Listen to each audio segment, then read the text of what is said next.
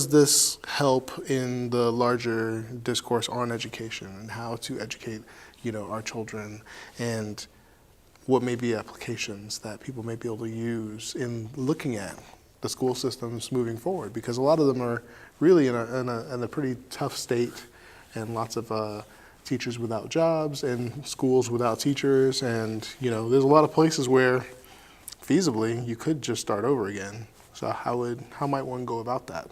Like if you were gonna not deal with the same structural model that exists right now in the U.S. educational system, how might you go about it? If I were to start over, and I'm not even sure that that would be the best approach, because we already have something and it's functioning at a level. And one thing that I'm trying to do is infuse some of these ideas into the system through the teachers that I work with, where they go back and they actually change their classrooms and they become parts of grade level teams that change what happens at that grade level, and that changes the school and gradually the community.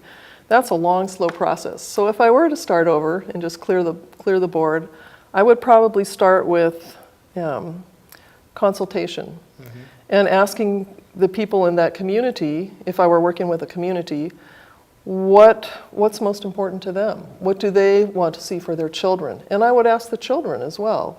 And I would ask students who had just gone through the system, how would you change it? How could you make it better? What would you like to keep? So I'd start by listening to a lot of different voices, a lot of the stakeholders.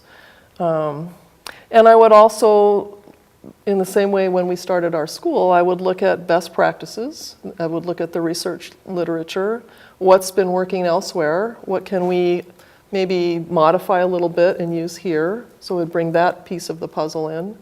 And I, being a Baha'i, would also go to my spiritual teachings, and I would ask people to go to their own spiritual teachings as well, or their own traditions, and bring the best. So we had everything out on the table.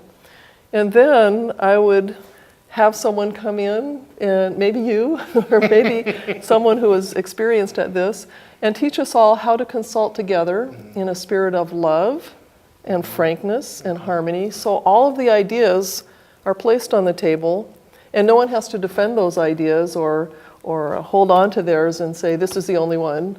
But we really listen to each other, and through kind of a molding process, come up with something that looks like it might work, and then I would try it. Do a little experiment and see how it works, and maybe pare away what's not functioning quite so well and add some new ideas and come back and consult again, then try it again, and we'd keep getting better and better each time.